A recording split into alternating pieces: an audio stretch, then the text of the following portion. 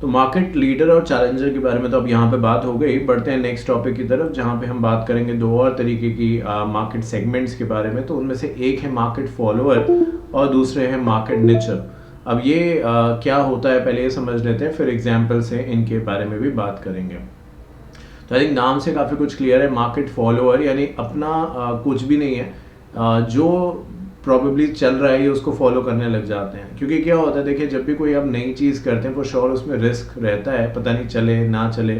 पर अगर positive side देखें तो ये कि अगर चल गई तो दूसरे बहुत पीछे रह जाएंगे और आप उनसे बहुत आगे निकल जाएंगे। I think that is also called as a first mover advantage. तो जो मार्केट फॉलोअर्स हैं ये बड़ा सोच समझ के दाव खेलते हैं, क्योंकि ऑब्वियसली इनके अंदर वो बात नहीं है या ये वो लीडर चैलेंजर जैसी चीज़ें अपने अंदर रखते ही नहीं है। इनका ये है कि अगर कोई भी काम अच्छा हो गया, कोई ऐसा प्रोडक्ट किसी कंपनी ने निकाला जो चल पड़ा, तो ये क्या करते हैं उसको कॉपी कर लेते हैं और वैसे ही बनाना स्टार्ट कर देते हैं। मतलब ऑब्वियसली कॉपी का मतलब ये नहीं है कि एग्जैक्टली 100% वैसा कर लिया, बट मोर देन लाइकली उसी तरीके का प्रोडक्ट ये भी बना लेते हैं और मार्केट में लॉन्च कर देते हैं। तो वो जो एक रिसर्च की कॉस्ट है और बाकी कॉस्ट है वो इन सारी इनकी बच जाती है, पर रिजल्ट ये होता है कि ये फॉलोअर कहलाते हैं, कभी लीडर या चैलेंजर नहीं बनते। तो इसी के बारे में यहाँ पे बात करी गई। और फिर जब इतना मैंने बता दिया तो मैं ये भी कह दूँ कि इनका बस ऑब्जेक्टिव ये होता है कि मार्केट में बने रहना है, थोड़ा प्रॉफिट मिले बस मिलता रहे, ये ऑब्जेक्टिव है। ये कोई दुनिया बदलने नहीं आए, ना ये टॉप नंबर 1 बनने आए हैं, बस जैसा है वैसा है, ठीक है, उस हिसाब से है ये। तो ये देखते हैं मार्केट फॉलोअर के बारे में जब बात करते हैं तो कहते हैं कि followers are generally content by taking a back seat and follow the policy of wait and watch.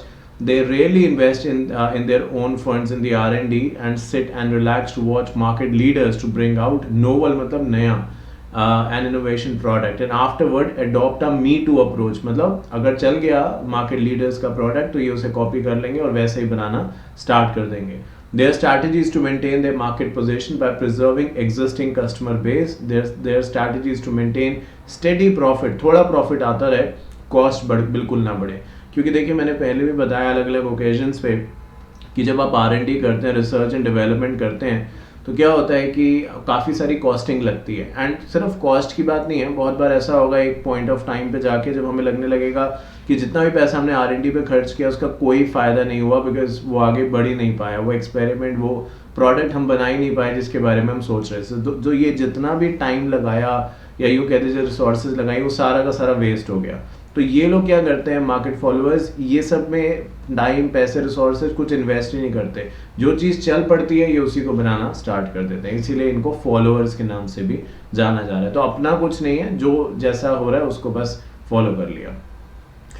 I think fourth category जब हम यहाँ पे बात करें वो मार्केट नेचर की है। मार्केट नेचर बेसिकली ऐसे कह सकते हैं, लिखा था market nature occupies a small निच। निच मतलब एक एरिया, एक segment. In order to avoid neck-to-neck competition, their objective is to build strong ties with the existing customer and develop strong loyalty with them. Their strategy is to develop and build a small segment and protect it tactically. एक बार पढ़ रहा हूँ फिर सारी बात आपको समझाऊंगा।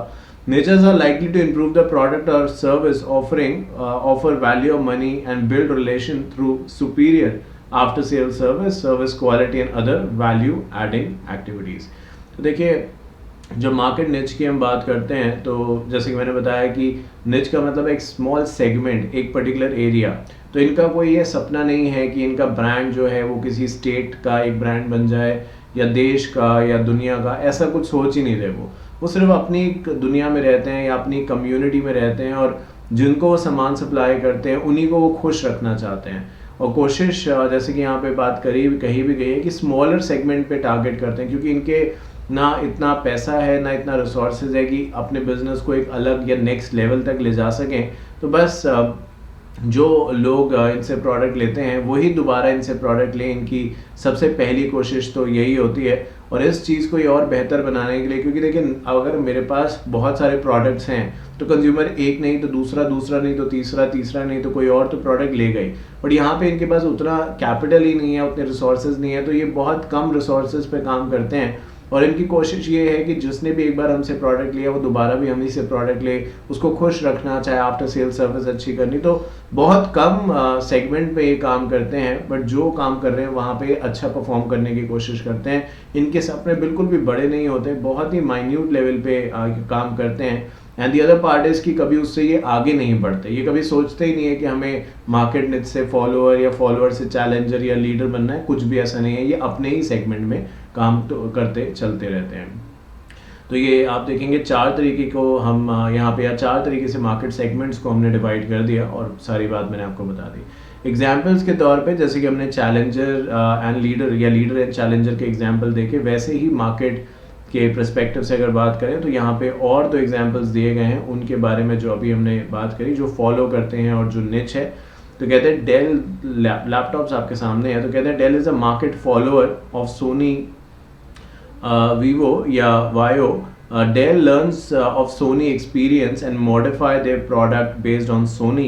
Dell's come up with innovative products similar to Sony and sell it at a cheaper price. Dell adapts to keep it market stable. तो बेसिकली यहाँ पे कहने का मतलब यही है कि जो सोनी है वो एक तरीके से ट्रेंड सेटर है और जो डेल है वो फॉलोअर है, जो ऊपर हम बात कर रहे थे मार्केट फॉलोअर की, जैसा यहाँ लिखा है। अब ऐसा नहीं है कि ये सभी लोग एक्सेप्ट करें और ये कोई गवर्नमेंट ने या कोई ऑथेंटिक नहीं है, सिर्फ एक समझने के लिए एग्जाम्पल के तौर पे बात बताई जा रही है कि जो सोनी करता है उसी के हिसाब से डेल अपने प्रोडक्ट्स लेके आता है, और एक फीचर जो है जो वहाँ आपको देखेंगे वो यहाँ पे भी आपको मिल ही जाएंगे। इस तरीके की बात यहाँ पे कही गई है। बढ़ते हैं आगे और बात करते हैं एंट्री स्ट्रैटेजी के बारे में। देखिए, मार्केट में जगह बनाना तो बहुत दूर की बात है, पहले तो मार्केट में घुसना है हमें, बिकॉज बहुत बार जो प्रोडक्ट है मार्केट में लॉन्च तो कर दिया, बट एंट्री का मतलब है कि कोई उसको परचेज नहीं कर रहा, कोई उससे पूछ नहीं रहा, कोई उसके बारे में जानना नहीं चाहता।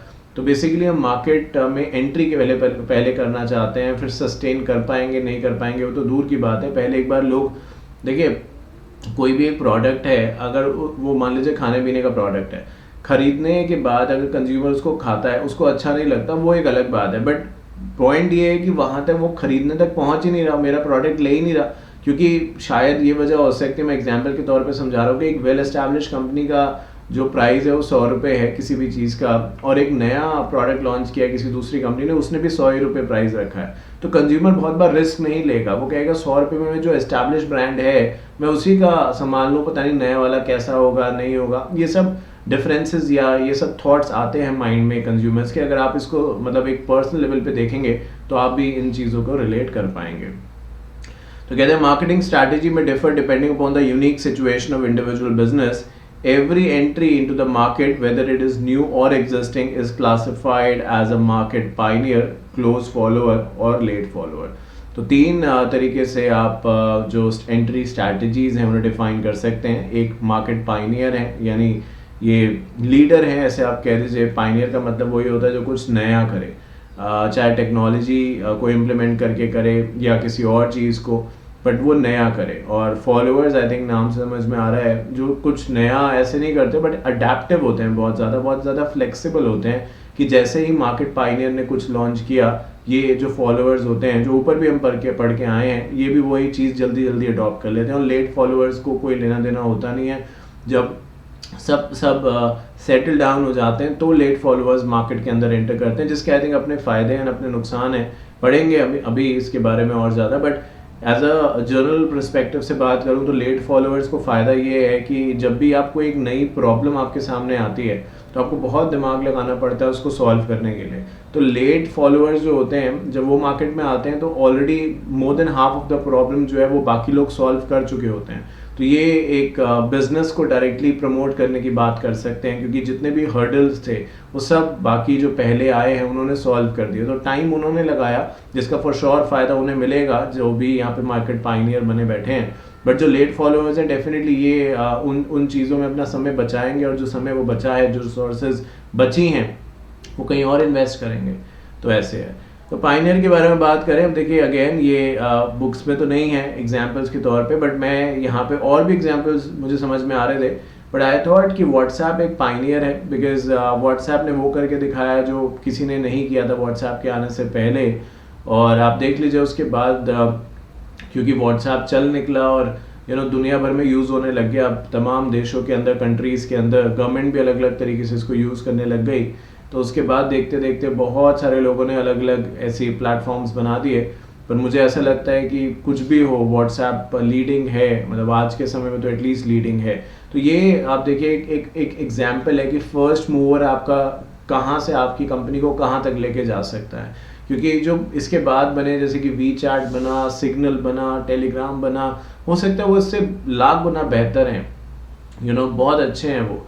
But in the end of the day जब लोगों ने इसको यूज़ करना शुरू किया, इजी लगने लगा और काफ़ी समय तक ये यूज़ करते रहे, उसके बाद वो लोग आए तो एक कहीं ना कहीं आप कह सकते हैं जो यूजेबिलिटी है, जो कंफर्ट लेवल है, वो इस तरीके से इसके साथ जुड़ गया कि लोग अब स्विच नहीं करना चाहते फॉर वेरियस रीजंस। तो ये अपने आप में डेफिनेटली एक फ़ायदा है पायनियर्स को जो मिलता है। तो पायनियर के बारे में बात करते हुए कहते हैं market pioneers are known for innovative product development, और ये इनोवेशन ही है, resulting into some early entry market share advantage than the followers, as they have the first mover advantage. Pioneer must ensure that they have at least one of the following, जैसे कि technology की leadership हो जो यहाँ पे थी, ये technology का ही तो कमाल है सारा। बायर स्विचिंग कॉस्ट, खैर यहाँ बायर स्विचिंग कॉस्ट एप्लीकेबल नहीं होता, पर बायर स्विचिंग कॉस्ट ये है कि अगर मैं पहले कंपनी ए का सामान खरीद रहा हूँ और एक नई कंपनी आ गई जो कंपनी बी है, अगर मुझे इस कंपनी का सामान खरीदना है तो कोई स्ट्रॉन्ग रीज़न होना चाहिए। मतलब एयर जो कंपनी है, मान लीजिए खाने पीने का है, कोई भी सामान है, वो 100 रुपये का है और उसके अंदर मुझे लेट्स से 100 ग्राम्स मिल रहा है। सो 100 रुपये का सामान है जिसमें 100 ग्राम उसकी क्वांटिटी भी मिल रही है, 100 रुपीज़ में 100 ग्राम्स। अब बी अगर यही प्राइस रखेगा और यही क्वांटिटी रखेगा तो मोर देन लाइकली लोग नहीं लेंगे बी का सामान, क्योंकि वो एक इस्टेब्लिश ब्रांड पे जाना चाहेंगे। पर अगर बी ऐसा कर दे कि 80 रुपीज़ का सामान देना लग जाए इंस्टेड ऑफ 100, अब यहाँ पे 80 रुपीज़ का कॉम्पिटिटर ऑफर कर रहा है और क्वांटिटी भी 100 से ज़्यादा 120 ग्राम देने लग जाए, तो वेरी हाई चांसेस कि लोग यहाँ पे स्विच करने लगेंगे। इसी को आप रिप्लेसमेंट या स्विचिंग कॉस्ट भी कहते हैं। तो आई थिंक ये वो तरीके हैं जिससे कि मार्केट को आप कहीं ना कहीं तोड़ सकते हैं, और व्हाट्सएप उसमें टेक्नोलॉजिकली ड्रिवन एक एग्जाम्पल है। मैंने पहले भी इसके बारे में बात करी थी और आपको याद होगा BBM आता था, ब्लैकबेरी मैसेंजर। उसका USP क्या होता था ब्लैकबेरी फ़ोन्स का, कि अगर सामने वाले के पास भी ब्लैकबेरी है और आपके पास भी ब्लैकबेरी है तो पहले हम मैसेज कार्ड डलवाते थे एक दूसरे से बात करने के लिए। वो सब करने की ज़रूरत नहीं है, आप एक दूसरे से ब्लैकबेरी मैसेंजर के थ्रू BB पिन होता था एक, उसके थ्रू बात कर सकते थे। पर जब व्हाट्सएप आया तो ये जो इनका USP था ये सब खत्म हो गया। अब आपके फ़ोन आपका कोई भी है जो आज बेसिक फ़ोन चल रहे हैं, अगर उनमें से कोई भी है, बस व्हाट्सएप उसमें इंस्टॉल हो सकता है तो आप बात कर सकते हैं। ये महंगे फ़ोन खरीदने, ब्लैकबेरी एक प्रीमियम रेंज मानी जाती थी, वो सब करने की ज़रूरत ख़त्म हो गई। आई थिंक ये बात जो है वो यहाँ पे कही गई है। फर्दर हम बात करते हैं सेकंड कैटेगरी के बारे में, यानी पायनियर के बाद आते हैं क्लोज फॉलोअर्स। नाम से भी समझ में आ रहा है कि ये एग्जैक्टली पायनियर तो नहीं बन पाए, बट उसी के ऊपर नीचे रहते हैं। आई थिंक ये वैसा ही कुछ है जैसे कि मैकडोनल्ड्स एंड KFC के कंटेक्स्ट में हमने बात करी थी कि KFC भले मैकडोनल्ड्स नहीं बन पा रहा पर कोशिश नहीं छोड़ रहा, लगातार उसके आसपास रहने की कोशिश कर रहा है। So if there is a profit potential in the innovation introduced by a market pioneer, many business would step in offering the same products. Such people are commonly known as close followers. तो वो लोग जिनको ऐसा लगता है, जब Pioneer ने, जैसे कि मान लीजिए व्हाट्सएप को अगर आप पायनियर मान रहे हैं तो वी चैट मान लीजिए, टेलीग्राम मान लीजिए, सिग्नल करके भी एक है, और भी बहुत सारे होंगे जिनके नाम मुझे नहीं पता, आप जानते होंगे शायद।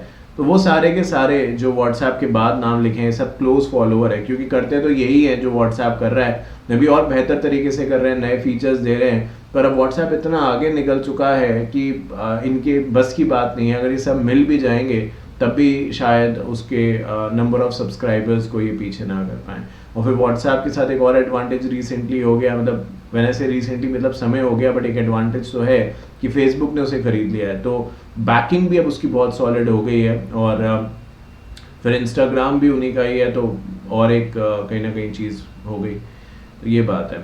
लेट एंट्रेंट्स के बारे में बात करें, मैंने आपको बताया ये बहुत सोच समझ के एक एक रुपये ये चाहते हैं कि हर रुपए की वैल्यू मिले। जो पायनियर होते हैं, देखिए पायनियर वो ऐसे ही नहीं बने, लीडर वो ऐसे ही नहीं बना, उसने बहुत रिस्क लिया, बहुत मेहनत करी, और एक दिन नहीं, 2 दिन नहीं, महीना नहीं, साल नहीं, सालों साल, तब कहीं जाके वो लीडर का नाम अपने टैग में जोड़ पाए, पायनियर का नाम अपने टैग में जोड़ पाए। तो लेट एंट्रेंट्स क्या चाहते हैं कि 1 रुपया भी हम खर्च करें उसके बदले हमें कुछ मिले। जबकि पाइनियर्स ऐसा नहीं सोचते, वो पैसा खर्च करते हैं, पानी की तरह बहाते हैं, रिस्क बहुत ज़्यादा लेते हैं और बहुत बार उस रिस्क से रिटर्न भी बहुत ज़्यादा मिलता है, पर बहुत बार ज़ीरो मिलता है। बट लेट एंट्रेंस का क्या है कि इन्हें हर पैसे पे रिटर्न चाहिए, मतलब कॉस्टिंग इनके लिए एक बहुत इंपॉर्टेंट रोल प्ले करती है। और जैसे कि मैंने कुछ देर पहले कहा, जब सब लोग मार्केट में सेटल डाउन हो जाते हैं तो लेट, नाम ही है लेट एंट्रेंट, तब ये मार्केट में आते हैं। क्योंकि मैंने अभी कुछ देर पहले कहा, जितनी भी प्रॉब्लम्स आप एक कोई भी नए सेक्टर में एंटर करते हैं तो बड़ी सारी प्रॉब्लम्स आती हैं, तो वो प्रॉब्लम्स ऑलरेडी सॉल्व हो चुकी हैं और अब इनके लिए रास्ता एकदम साफ है। तो ये एकदम साफ रास्ते पे आते हैं और बस अपना काम धीरे धीरे धीरे धीरे करते चले जाते हैं। बट अगेन उनके प्रॉफिट, लेट एंट्रेंट्स के प्रॉफिट शायद पाइनियर जितने जनरली नहीं हो सकते, या क्योंकि उनके पास जो पाइनियर, उनके पास फर्स्ट मूवर एडवांटेज है। तो एक कोई फर्स्ट चल रहा है और एक कोई लास्ट चल रहा है, दोनों में फ़र्क तो होगा ही। Those who follow after close followers are known as late entrants. Late entrant has certain advantage such as ability to learn from their early competitors. देखो क्या लिखा है, learn, ability to learn from early competitors. जो early competitors ने दिक्कत, तकलीफ, losses झेले, इनको नहीं झेलने, ये तो उससे सीख लेंगे एक तरीके से कि हाँ ऐसे ऐसे हमें नहीं करना है या ऐसे ऐसे हमें करना है। तो ये दूसरों की गलतियों से बेसिकली सीख के आगे बढ़ेंगे। एंड इम्प्रूविंग द बेनिफिट और देखो क्या लिखा है, रिड्यूसिंग टोटल कॉस्ट, क्योंकि लेट आ रहे हैं तो नया तो कुछ ये दे नहीं रहे। ये क्या है, R&D पे जो खर्चा हुआ बाकी लोगों का, वो इनको बना बनाई चीज़ मिल गई। आप समझ रहे हो, एक कोई ऐसे समझ लो कि एक कोई खेत में गया और फिर उसने जो ग्रेन्स होते हैं वो तोड़े, फिर उसका आटा बनाया और उसके बाद आटे से रोटी बनाई, रोटी के बाद फिर सब्जी बनाई, मतलब और उसके बाद उसको इनटेक किया। लेट एंट्रेंट्स वो हैं जिनको सब कुछ सामने पड़ा हुआ मिल रहा है, इन पीछे का जो मेहनत है खेत जाने की और आटा पिसवाने की, वो सब इन्होंने कुछ भी नहीं करी, इनको सब बना बनाया मिल रहा है। तो फिर एक्सपीरियंस का फ़ायदा डेफिनेटली इनको यहाँ पे मिल रहा है। पर वो जो पाइनियर्स हैं, क्योंकि वो एक अलग डोमेन को फॉलो कर रहे हैं, एक अलग सोच रख के चल रहे हैं, तो वो इनसे आगे रहते हैं हमेशा। पर ये भी बहुत बार देखा गया है कि मतलब प्रैक्टिकल लाइफ में अगर बोलूँ कि आजकल जिनको हम कहते हैं, आप कहते हैं कि ना स्टार्टअप्स, तो बहुत बार स्टार्टअप्स जो होते हैं इतने अलग लेवल पे, इतने हाई लेवल, वो तो बहुत लेट शुरू हुआ है। स्टार्टअप का मतलब ये जिन्होंने अभी अभी स्टार्ट किया है। और बहुत बार ऐसा होता है कि जो एस्टैब्लिश कंपनीज होती हैं, स्टार्टअप उन्हें पीछे छोड़ देते हैं और उनसे भी आगे निकल जाते हैं। तो आजकल के दौर में ये थोड़ा सा मुश्किल है कहना, but going by the definition तो लेट एंट्रेंट्स वही हैं जो बहुत बाद में आते हैं। This allows them to create a strategy that could essentially mean gaining market shares and most importantly, staying in the market. Late followers could have a cost advantage over early entrant due to the use of product limitations या product imitations। वही है जो बात मैंने आपको बताई कि सब कुछ बना बनाया है, तो अब ये कुछ उसी के अंदर क्या कर सकते हैं क्या नहीं कर सकते ये सोचते हैं। तो जो R&D लगती, जो समय लगता है, वो सब इनका बच जाता है और डेफिनेटली उसको फिर ये अलग सेगमेंट में अलग अलग तरीके से यूज़ कर सकते हैं। ये बात यहाँ पे मार्केट को लेके कही गई। तो ये सारी जितनी भी चीज़ें हमने अभी डिस्कस करी, ये सारी की सारी मार्केटिंग स्ट्रैटेजी के ऊपर बेस्ड थी। अब बात करते हैं आगे और बात करते हैं ह्यूमन रिसोर्स स्ट्रैटेजी के बारे में। तो ह्यूमन मतलब मैं और आप, और रिसोर्सेज मतलब हम एक तरीके के, आपने इकोनॉमिक्स में पढ़ा होगा, 4 रिसोर्सेज के बेसिस पे चीज़ें चलती हैं, लैंड, लेबर, कैपिटल, ऑर्गेनाइजेशन। तो हम यहाँ पे लेबर वाला जो है वो बात हम कर रहे हैं और उसी को आपने ह्यूमन रिसोर्स का नाम भी दे दिया। तो अब ह्यूमन रिसोर्स को कैसे मैनेज करना है, क्या क्या यहाँ पे चीज़ें हैं जो हमें जाननी है जिससे कि हम बेहतर तरीके से अपने साथ जो काम कर रहे हैं उन्हें मैनेज कर सकें, इसके बारे में यहाँ पे लिखा गया। आइए देख लेते हैं। So human resource planning is a process that identifies current and future human resource needs for an organization to achieve its goals. Human resource planning should serve as a link between human resource management and the overall strategic plan of the organization. तो देखिए, भले आजकल जब बात हम कर रहे हैं ह्यूमन रिसोर्स के बारे में आज, तो एक और चीज़ जो इसको टक्कर दे रही है वो है AI, आर्टिफिशियल इंटेलिजेंस, है ना। चैट GPT का नाम आपने सुना होगा, उस जैसे और बहुत सारे हैं। अब अभी कुछ देर पहले पाइनियर की बात कर रहे थे, तो चैट GPT उसमें पाइनियर का आई थिंक एग्जाम्पल बन सकता है। बिकॉज ऐसा नहीं है कि आर्टिफिशियल इंटेलिजेंस को लेके आज बाकी सॉफ्टवेयर्स नहीं हैं, बट चैट GPT जितना एडवांस्ड या फर्स्ट मूवर एडवांटेज जिसको हम कहते हैं, वो और किसी के पास फ़िलहाल के लिए नहीं है। जब हम बात ह्यूमन रिसोर्स की कर रहे हैं, तो मैं AI का लिख रहा हूँ इसलिए यहाँ पे, क्योंकि आजकल ऐसा माना जा रहा है कि ह्यूमंस को AI रिप्लेस कर रहा है, वो काम जो इंसान कर सकते हैं उससे बहुत गुना बेटर एआई जो है वो कर सकता है। इसके अंदर ना कोई फीलिंग्स है, ना कोई इमोशंस है, ना दिन देखता है ना रात देखता है, लगातार 24 घंटे मशीन की तरीके से काम करता जाता है। आपको मेरी जैकेट देख के भी लगता होगा कि मैं भी कोई एआई से कम नहीं हूँ, क्योंकि आई थिंक स्टार्टिंग से लेके अभी तक ऑलमोस्ट 1-2 क्लास हुई होगी ऐसी जहाँ पे आपने ये नहीं देखा होगा, बाकी हर क्लास में आपने ये देखा है कि मैंने यही पहना है। तो ऐसा नहीं है कि मैं कॉन्टिन्यूसली ये रिकॉर्ड कर रहा हूँ, but I like this and that is why I wear it most of the times, that's all. But coming back to the topic, जब एआई के बारे में हम यहाँ पे बात कर रहे हैं तो ऑब्वियसली वो एफिशिएंसी के ऊपर एक डिबेटेबल चीज़ हमेशा से वो रहेगी। ह्यूमन रिसोर्स के कंटेक्स्ट में बताया गया है कि ह्यूमन रिसोर्स अगर हम प्लान करते हैं तो हमें पता चलेगा कि आज हमारे पास कितना स्टाफ है, कल अगर कंपनी एक्सपैंड कर रही है तो हमें और कितने स्टाफ की ज़रूरत होगी, और जो नया जो डिफरेंस है, लाइक जो गैप है वो कैसे ब्रिज होगा, कितने लोग हमें चाहिए, किस स्किल सेट के चाहिए, किस एक्सपीरियंस के चाहिए। क्योंकि ये नहीं होगा कि जब एकदम काम आ गया तब हमने लोगों को भर्ती करना शुरू किया, क्योंकि आप सभी जानते हैं प्रैक्टिकल लाइफ के अंदर कि कोई भी डे वन से प्रोडक्टिव नहीं हो सकता। मतलब आप चाहे कितने भी एक्सपीरियंस क्यों ना हो, आपको कुछ समय तो लगता है एक जगह को समझने में, और बहुत बार वो जगह समझ आती है, बहुत बार वो काम समझ में आता है, और बहुत बार नहीं भी आता। तो यू नेवर नो कि जितने लोगों को आप हायर करेंगे कितने लोग रिटेन करेंगे, कितने छोड़ के चले जाएंगे। तो हमें पहले से इसके बारे में थोड़ी सी प्लानिंग करनी होगी कि कितना काम आ रहा है, उसके हिसाब से बंदों को हमें हायर करके ट्रेंड जो है ट्रेनिंग जो है वो प्रोवाइड करते रहना रेगुलरली, जिससे कि जब वो लाइव हो, जब काम करने लगे वो, तो उनको कोई दिक्कत ना आए, या यूँ कहते से कम आए। तो इस पूरे प्रोसेस के बारे में जब आप सोचते हैं तो ह्यूमन रिसोर्स प्लानिंग के नाम से उसे जाना जाता है। Human resource planning includes creating an employer brand retention strategy, flexible strategy, talent management strategy, recruitment and selection strategy. तो human resource planning जो है उसके अंदर ये सारी जो चीज़ें हैं वो होती हैं, और कहीं ना कहीं बहुत ज़रूरी है ये। देखिए, जिस तरीके से एक एम्प्लॉय या काम करने वाले के लिए नौकरी ज़रूरी है और वो चाहता है अच्छी कंपनी उसे मिले, उस तरीके से कंपनी भी चाहती हैं कि एक अच्छा जो एम्प्लॉय है वो उन्हें मिले, एक ऐसा एम्प्लॉय जो स्टेबल हो, एक ऐसा एम्प्लॉय जो शार्प माइंड का हो, एक ऐसा एम्प्लॉय जो कंपनी को मदद कर पाए, अलग अलग जिस भी सेगमेंट का वो एम्प्लॉय है। तो आई थिंक उस पर्सपेक्टिव से दोनों को ही चाहिए, एम्प्लॉयर को भी आई थिंक अच्छे एम्प्लॉयज़ चाहिए और एम्प्लॉय को भी अच्छा एम्प्लॉयर चाहिए। तो उसी तरीके से बात करते हुए यहाँ पे एक वर्ड इस्तेमाल किया गया जो मैंने अभी कुछ देर पहले भी कहा, रिटेंशन, कि ज्वाइन तो कर लिया बट वो रिटेन करेंगे नहीं करेंगे, छोड़ के चले जाएंगे, इन सब चीज़ों को आप ह्यूमन रिसोर्स के अंदर कवर करते हैं।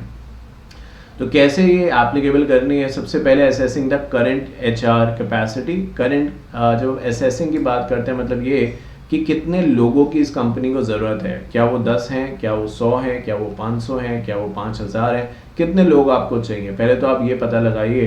क्योंकि आई थिंक जब हमें पता चलेगा कि रिक्वायरमेंट क्या है और उसको हम मैचअप करेंगे कि जो हमारा प्रेजेंट है उससे, तब हमें पता चलेगा कि गैप क्या है। तो कहते हैं कि this includes taking stock of the skills of existing human resource to have a clear understanding of the current skills of the company. This will help in forecasting future HR requirement. तो आज जो current capacity है हमारी वो क्या है, 100, 500, 1000, 2000 जो भी है, और आने वाले नेक्स्ट पॉइंट में ये लिखा है फोरकास्टिंग। तो आने वाला जो नया प्रोजेक्ट है, मान लीजिए कंपनी को नया प्रोजेक्ट मिल रहा है, तो जो आने वाला नया प्रोजेक्ट है उसमें कितने और लोगों की हमें ज़रूरत होगी। तो ये आई थिंक हमें पता लगाना होगा, क्योंकि मैंने कुछ देर पहले कहा कि जब काम आ जाएगा तो आप लोगों को ढूंढना नहीं शुरू करेंगे, और रिक्रूटमेंट कोई आसान प्रोसेस नहीं है। आप भी देखिए, जब आप कल CS बन जाएंगे, अगर आप अपनी खुद की प्रैक्टिस करते हैं तो एक अलग बात है, बट अगर आप जॉब करते हैं तो किसी भी कंपनी में आप जॉब करेंगे और दूसरी जगह ज्वाइन करना चाहते हैं तो हर जगह एक नोटिस आपको सर्व करना पड़ता है। वो 30 डेज़ का भी होता है, कई जगह 60 डेज़ का भी होता है, यू नेवर नो, क्या पता है इससे ज़्यादा भी हो। तो अगर आपको मान लीजिए ये एम्प्लॉय पसंद आ गया जो किसी और कंपनी में काम कर रहा है और ये बोल रहा है मेरा 60 डेज़ का नोटिस है, यानी 60 दिन आपको प्रॉबेबली अगर ये एम्प्लॉय चाहिए तो 60 दिन वेट करना पड़ेगा। और ये सिर्फ इसके साथ नहीं होगा, हर जगह होगा, किस दिन 30, किस दिन 60। तो ये एकदम से तो नहीं आएंगे 60 दिन, मतलब 2 महीने, साल में 12 महीने होते हैं, 2 महीने तो ऐसे ही चले गए उससे। तो हमें ये मेक श्योर करना है कि टाइमली अरेंजमेंट्स किए जाएं, और वो तभी होगा जब हम फोरकास्ट सही से कर पाएंगे कि हमें कितने लोगों की ज़रूरत है। क्योंकि जब पता चलेगा कितने लोगों की ज़रूरत है तो उसके हिसाब से ये जो प्रोसेस है मतलब वो स्टार्ट किया जाएगा। So this step include projecting what HR need for the future will be based on strategic goals of the organization and assessment of total skill set of existing human resource. तो I think वही बात यहाँ पे बताई गई है कि हम पता लगा लें ऑलमोस्ट आइडिया. देखिए फोरकास्ट जो होता है एक काइंड ऑफ आइडिया ही तो है, रफ आइडिया है ये कि ऐसा या इतने लोग हमें चाहिए. अभी मैंने क्या बोला कि एक नया प्रोजेक्ट आ रहा है, आया नहीं है, पता चला हमने सब कुछ कर लिया, प्रोजेक्ट नहीं आ रहा, कैंसिल हो गया, तो फिर या प्रोजेक्ट एक की जगह 2 आ गए, तो फिर तो हम अभी तो कुछ तो एजम्पशन लेके चलेंगे. ये ठीक है कि एजम्पशन अगर रियलिस्टिक है तो आई थिंक ज़्यादा अच्छा होगा, अनरियलिस्टिक है तो दिक्कत आएगी. तो वही बात जो है वो यहाँ पे कही गई है. सबसे पहले अपनी आज की वर्कफोर्स क्या है वो देखिए आप. सेकंड में बताया गया है कि ये देखना है कि कल अगर हम एक्सपैंड हो रहे हैं तो कितने लोगों की रिक्वायरमेंट और होगी. तो आज हमारे पास 100 लोग हैं और अगर कल एक्सपैंड होते हैं तो 150 लोग की रिक्वायरमेंट टोटल चाहिए, यानी 50 लोग कम है तो 50 को हमें रिक्रूट करना है. सिंपल.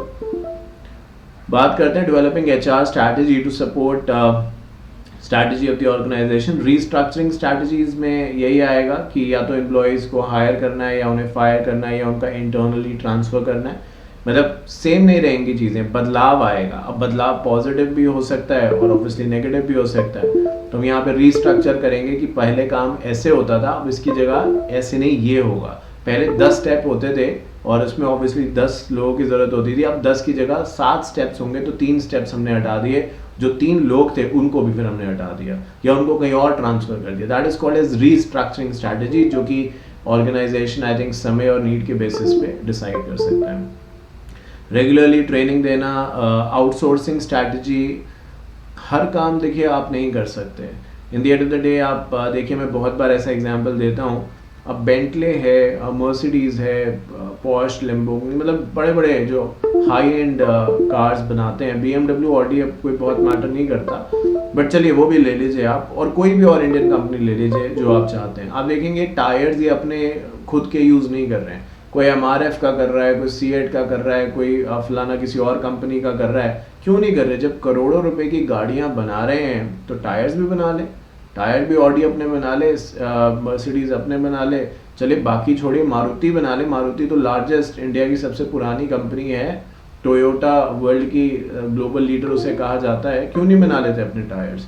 क्योंकि हर चीज़ की एक्सपर्टाइज जो होती है वो ज़रूरी नहीं है कि हमारे पास हो. और अगर हमारी खुद की इंटरनल कॉस्ट वो काम करने में 100 रुपये आ रही है, कि मैं कितना भी मेहनत लगा के कर लूँ 100 रुपये से नीचे नहीं बना सकता, और यही चीज़ मुझे बनी बनाई 80 रुपये की मिल रही है, तो मुझे ये हेडेक लेने की क्या ज़रूरत है? मैं 80 रुपये का नहीं, आउटसोर्स नहीं कर दूंगा वो काम.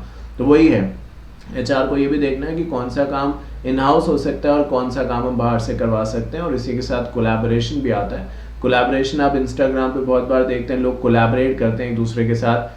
तो एक दूसरे के साथ जब कोलैबोरेट करते हैं तो आप उनका एडवर्टीजमेंट करते हैं और एक कॉमन प्लेटफॉर्म में ये सब बातें जो है वो कही जाती हैं. तो कोलैबोरेशन का यहाँ पे कंटेक्स्ट भी यही है कि हमारे कुछ ऐसे एम्प्लॉयज़ हो सकते हैं कंपनी के अंदर जिनको कुछ स्किल सेट चाहिए, तो हम उन्हें भेजेंगे दूसरों के पास जिनके पास ये स्किल सेट है, और वो मिलजुल के उस प्रोजेक्ट पे काम करेंगे और वो क्लाइंट को हम डिलीवर करेंगे.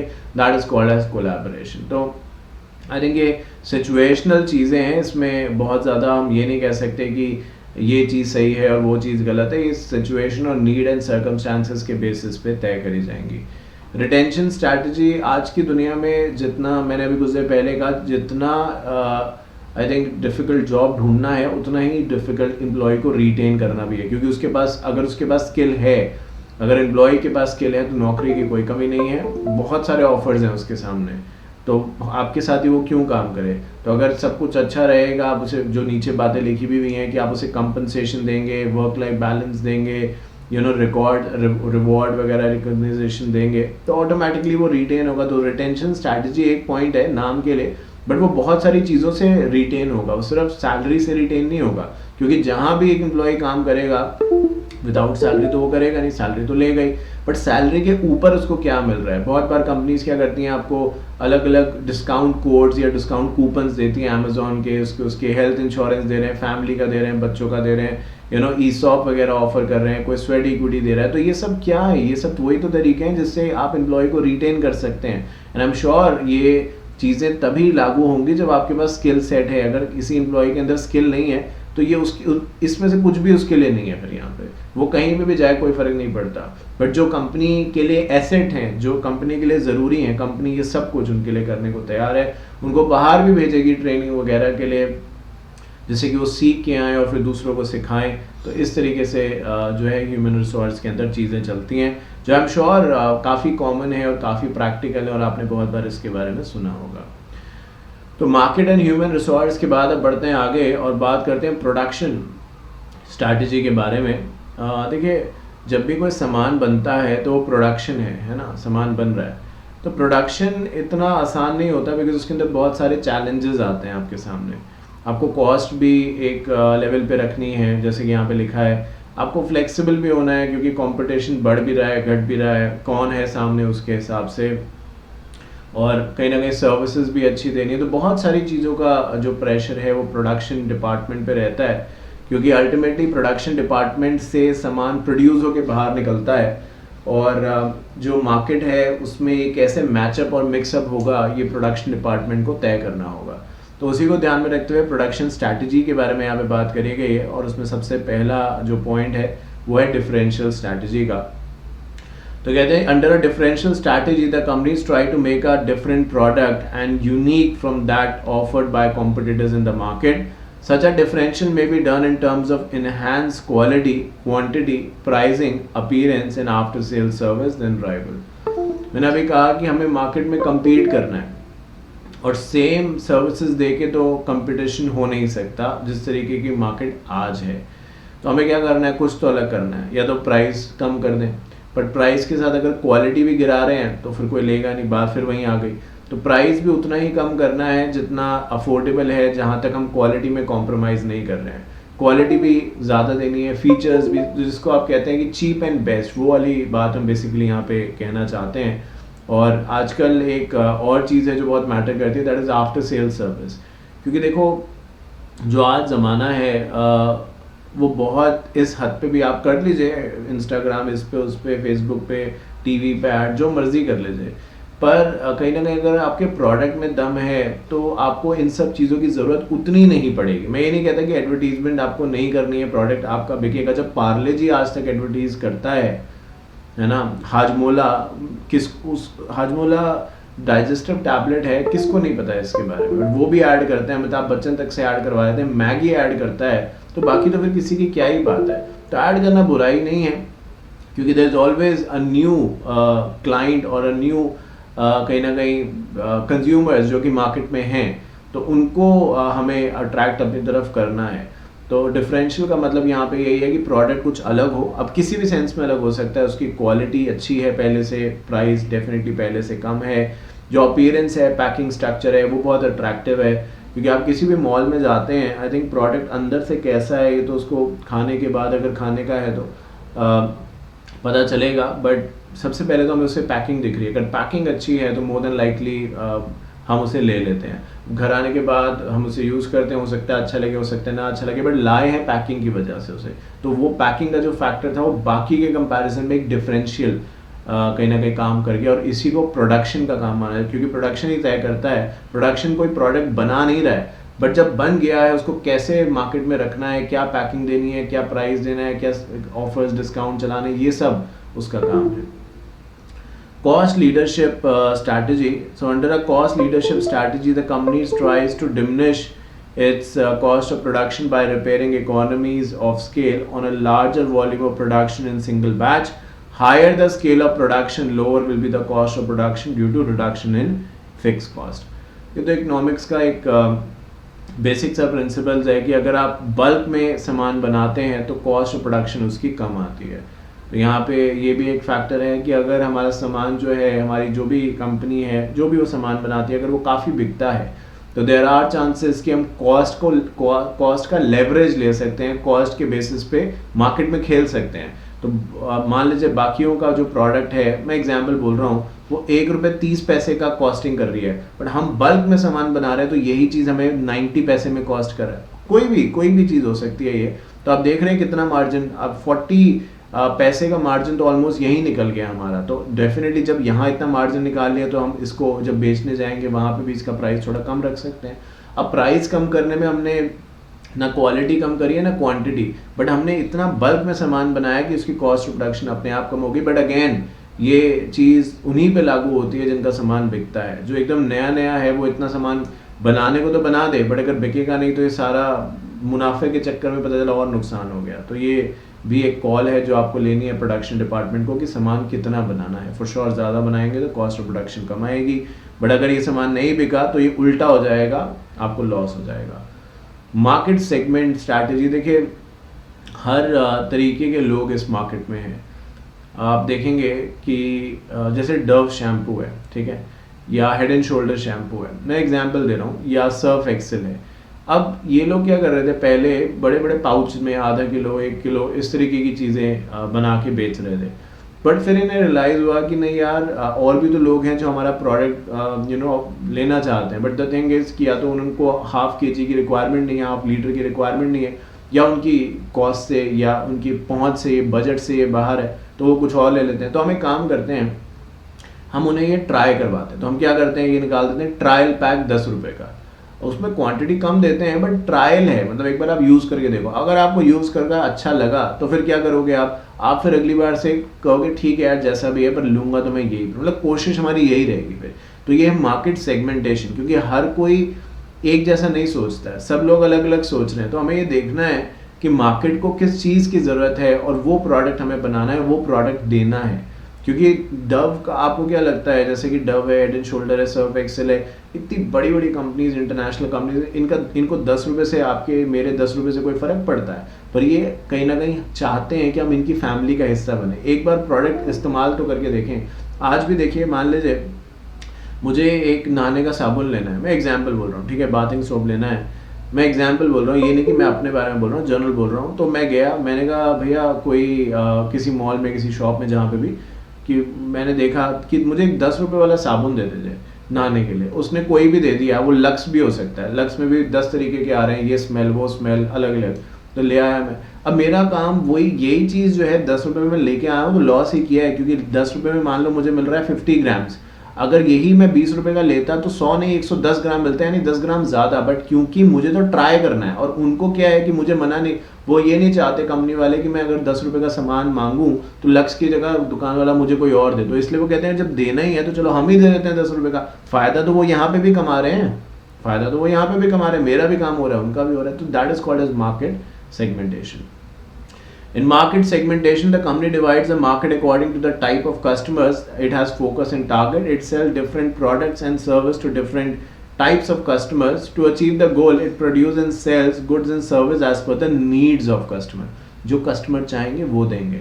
अभी तो 10 की बात मैं कर रहा हूँ, हो सकता है 5 रुपये का भी आपको साबुन मिल जाए ये लक्स का। अब 5 रुपये से क्या फ़र्क पड़ रहा है उन्हें, कंपनी को नहीं, कुछ नहीं, पर वो मार्केट को टैप करना चाहते हैं। वो कहते हैं 5 रुपये कर करके करोड़ों रुपये बन रहे हैं, हम क्यों छोड़ें वो, समझ रहे हो। तो ये बात है, क्योंकि ऐसा तो हो नहीं रहा कि अगर लक्स जो है वो यूनिलीवर, हिंदुस्तान यूनिलीवर का प्रोडक्ट है, अगर वो नहीं बनाएंगे तो ऐसा तो है नहीं कोई और नहीं बनाएगा, कोई और लोकल वाला ब्रांड आ जाएगा और वो फिर बड़ा बनने की कोशिश करेगा, तो उसको क्यों मौका दे बड़ा बनने का, हम ही करते हैं ये काम भी।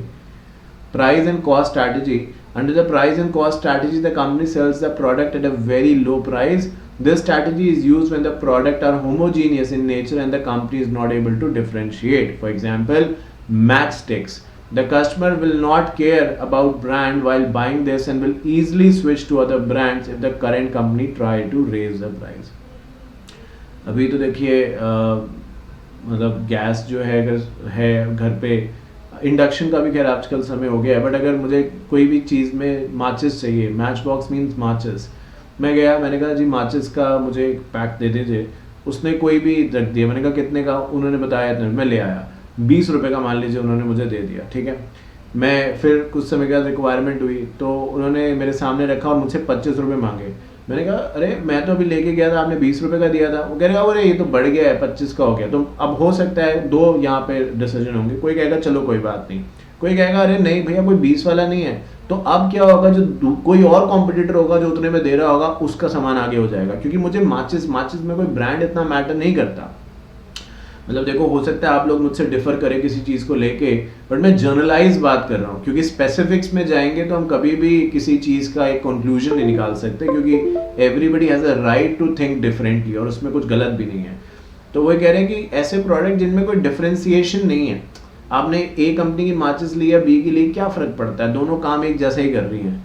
और तो कहते हैं कि ठीक है, अगर आपने ज़्यादा प्राइस बढ़ाने की कोशिश करी, कंज्यूमर कहेगा मुझे ये नहीं लेना, मुझे वही दो, सस्ता वाला दो।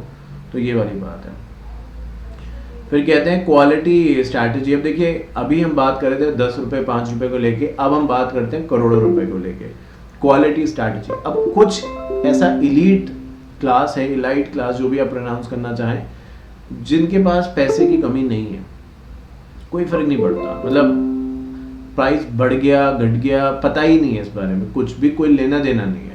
जैसे कि लैम्बोर्गिनी के बारे में मैं बात करूं तो बताते हैं इंडिया में इसकी जो सेल्स है अब डबल डिजिट क्रॉस करने की बात चल रही है, और कर भी ली है इनफैक्ट। ये जो क्लास है, इससे क्या फ़र्क पड़ता है, इन्हें कोई फ़र्क नहीं पड़ता कि कॉस्ट जो थी वो अभी कोई ऑफर चल रहा था उसमें 50,000 या लाख रुपए कम थी, क्योंकि बात हम यहाँ पे करोड़ों रुपए की कर रहे हैं, और जो करोड़ों रुपए की गाड़ी ले रहा है उसके लिए ये मैटर नहीं करता। एक जैसे अभी कुछ देर पहले हम बात कर रहे थे मार्केट सेगमेंट की, ये भी एक सेगमेंट है। ये सेगमेंट वो है जो ब्रांड कॉन्शियस है, इन्हें यही चाहिए, ना लेफ्ट ना राइट, यही चाहिए, और पैसे कोई मैटर नहीं करता, क्वालिटी चाहिए और ब्रांड स्पेसिफिक, तो quality and brand.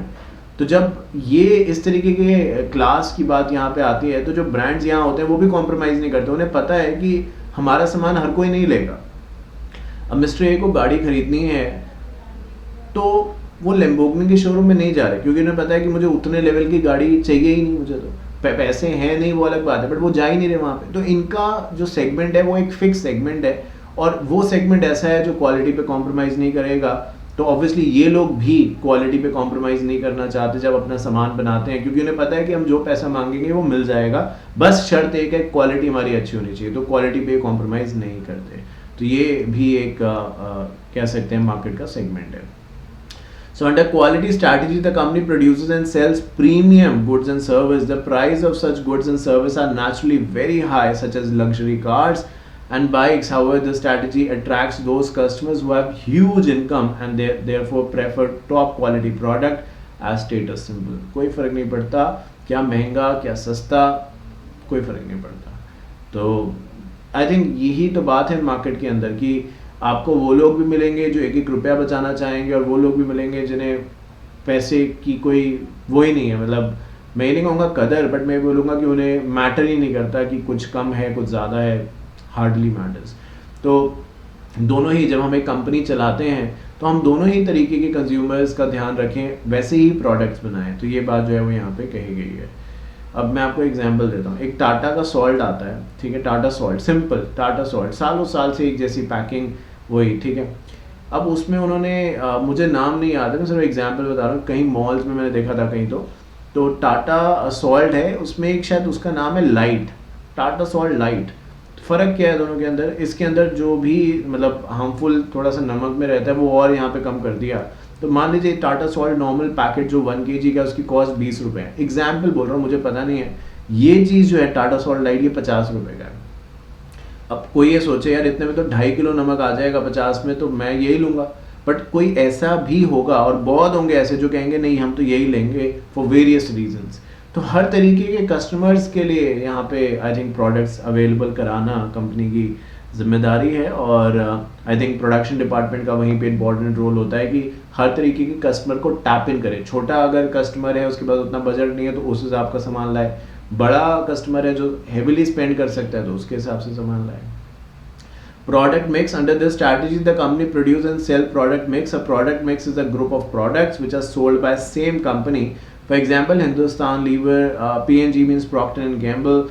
Here the company does not depend on a single product for its survival and growth. तो product mix मतलब बहुत सारे products हैं। हिंदुस्तान यूनिलीवर जो है, जो यहाँ पे लिखा गया है, या हिंदुस्तान लीवर कह दीजिए या P&G कह दीजिए। अब हिंदुस्तान लीवर क्या क्या बनाता है, लक्स बनाता है, पियर्स बनाता है, डव बनाता है, सर्फ एक्सेल बनाता है, और बहुत सारे प्रोडक्ट्स बनाता है, मुझे नाम भी याद, हमाम साबुन बनाता है, लिरिल और ये और वो बहुत बनाता है। प्रॉक्टर एंड गैम्बल क्या करता है भाई, ये टाइड बनाता है, ये हेड एंड शोल्डर बनाता है, ये पैंटीन शैम्पू बनाता है, इसके अलावा भी बहुत सारी और चीज़ें हैं जो पीएनजी विक्स की टैबलेट बनाता है, विक्स जो आप लगाते हैं वो, इनहेलर, मतलब आप समझ रहे हैं कितने सारे प्रोडक्ट्स हैं इनकी। ये तो मैंने 4-5 ऐसे नाम बताए जो रैंडमली मेरे दिमाग में आ गए, पढ़ के नहीं बैठा था मैं, पर रैंडमली दिमाग में आ गए। तो वो ये कह रहे हैं कि अगर एक ऐसी कंपनी है जो बहुत सारे प्रोडक्ट्स बनाती है तो उनका एक नहीं तो दूसरा प्रोडक्ट बिकेगा, दूसरा नहीं तो तीसरा बिकेगा, तीसरा नहीं तो चौथा बिकेगा। आई थिंक हाँ, पीएनजी जो है वो एरियल भी बनाता है, क्योंकि जो हिंदुस्तान लीवर है वो बना रहा है सर्फ एक्सेल, तो ये लोग बना रहे हैं एरियल। और उसके बाद फिर इन्होंने निकाल दिया, हिंदुस्तान वालों ने व्हील, जो कि लोग सेगमेंट का सस्ता निकाल दिया थोड़ा, तो इन्होंने निकाल दिया पीएनजी वालों ने टाइड। आप समझ रहे हैं? तो इस तरीके से चीज़ें हो रही हैं यहाँ पे। आप कभी भी किसी भी मॉल में जाएंगे, जितनी बात मैं आपको बता रहा हूँ, कोई मैं ऐसा नहीं कुछ सोच के बैठा हूँ, जिस तरीके से मैं जिस स्पीड से बोल रहा हूँ आपको लग भी नहीं रहा होगा, बट ये सब चीज़ें मैंने ऑब्जर्व करी हैं, जो आप भी आई एम श्योर अगर थोड़ा सा देखेंगे तो आप खुद ऑब्जर्व करेंगे। इको फ्रेंडली प्रोडक्ट्स के बारे में बात करें, आई थिंक प्रोडक्ट मिक्स में हम पतंजलि को भी जोड़ लें तो कुछ गलत नहीं होगा। शायद ही कुछ ऐसा होगा जो पतंजलि का नहीं आ रहा है अपने आप में, वो भी एक बिजनेस मॉडल हम कहेंगे। ठीक है, फ़ायदा अपनी जगह सही है, मतलब उसमें योगा से सबको बहुत फ़ायदा होता ही है, कोई नुकसान मैं तो नहीं मानता कि कोई है, वहाँ तक तो वो ठीक है, बट उसके बियॉन्ड एक सोचने की ज़रूरत है हमें। तो यहाँ पे एक एग्जांपल देता हूँ आपको, टूथपेस्ट का एग्जांपल है। मैं कोई तो टूथपेस्ट लाया, ठीक है, तो मैंने अपने उसको वॉशरूम में रख दिया। कुछ ही देर में, उसी दिन की बात है, मेरी मम्मी आई और मुझे कहती हैं कि ये मैं पतंजलि की कोई तो एक पेस्ट होती है, बहुत अलग सा टेस्ट उसका होता है, वो लेके आई हूँ। तो मैंने बोला नहीं, मैंने ये नहीं करनी यूज़। बोला नहीं, ये बहुत अच्छी है। आज सुबह एक प्रोग्राम टीवी पे आ रहा था बाबा रामदेव का, वहाँ पे वो बता रहे थे कि इससे दांत ऐसे वैसे बहुत बढ़िया रहते हैं, मतलब बढ़ाई बहुत बढ़िया रहते हैं। तो अब आप देखिए कि वो ले आई और बहुत बड़ा वाला पैक ले आई, मतलब 1-2 बंदों के लिए वो ऐसा है जो चलेगा 1-1.5-2 महीने तो कहीं नहीं गया, वो 1 महीना तो शायद कहीं नहीं जा रहा, अगर 2 लोग भी इस्तेमाल कर रहे हैं, और एक बंदा कर रहा है तो चलेगा 1.5 महीना। तो मतलब मैं आपको एक सिर्फ बताना चाह रहा हूँ ये बात कि कैसे प्रोडक्ट मिक्स जो है और एक इम्प्रेशन जो है वो प्रोडक्ट को बेचने में मदद करता है। इमोशनल फैक्टर के बारे में तो हम यहाँ पे बात नहीं कर रहे, जबकि सबसे बड़ा तो वही है। Eco-friendly products, under the eco-friendly strategy the company produce and sells, I think Patanjali को मैं यहाँ भी इंट्रोड्यूस कर सकता हूँ, मतलब इको फ्रेंडली मैं भी कह सकता हूँ। मैं उसके अगेंस्ट नहीं हूँ, ये मत कोई सोचना कि सर आप तो उसके पीछे पड़ गए, बिल्कुल भी नहीं। इको फ्रेंडली इसलिए कह रहा हूँ क्योंकि वो बोलते हैं ना कि जैसे घी है तो हम बड़ा एक नॉर्मल प्रोसेस से बना, हनी जो है वो भी इको फ्रेंडली प्रोसेस से बना रहे हैं, दूध एक इको फ्रेंडली प्रोसेस से बना रहे हैं, तो इसलिए कह रहा हूँ बस आपको, अदरवाइज मेरे दिल में ऐसा कुछ भी नहीं है। So product also used called as green product, for example producing and selling lead free petrol to reduce pollution, mercury free television panel are some good example to preserve nature। तो कई कंपनीज ये भी दावा कर सकती हैं कि हमारे प्रोडक्ट इको फ्रेंडली हैं, आप हमारे प्रोडक्ट्स लेंगे तो आप कंज्यूमर होने के नाते इन्वायरमेंट को कम नुकसान पहुंचाएंगे, इको फ्रेंडली बनाएंगे। तो ये बात जो है वो यहाँ पे कही गई। तो ये सारी प्रोडक्शन स्ट्रैटेजीज हैं कि कैसे अपने प्रोडक्ट को हम बेहतर दूसरों से दिखाएं। तो कोई प्राइस कम करेगा, कोई क्वालिटी अच्छी करेगा, कोई इको फ्रेंडली बनाएगा, कोई बहुत सारे प्रोडक्ट्स लॉन्च करेगा, कोई बल्क में बना देगा, तो कहीं ना कहीं जो कॉस्ट ऑफ प्रोडक्शन है वो कम हो जाएगी। तो इन सब जरियों से कहीं ना कहीं प्रोडक्ट की जो सेल्स है उस पर आप इफेक्ट लेके आ सकते हैं। बढ़ते हैं आगे और एक और फंक्शन के बारे में बात करते हैं, that is called as logistic strategy. देखिए लॉजिस्टिक एक बहुत इम्पॉर्टेंट फैक्टर है। लॉजिस्टिक को सिंपल वर्ड्स में समझाने के लिए, आप जब कोई भी सामान आज ऑर्डर करते हैं, ऑनलाइन ऑर्डर करते हैं, तो कितने दिनों में आप तक पहुंचता है, वो पूरा जो प्रोसेस है वो लॉजिस्टिक डिपार्टमेंट्स के अंदर आता है।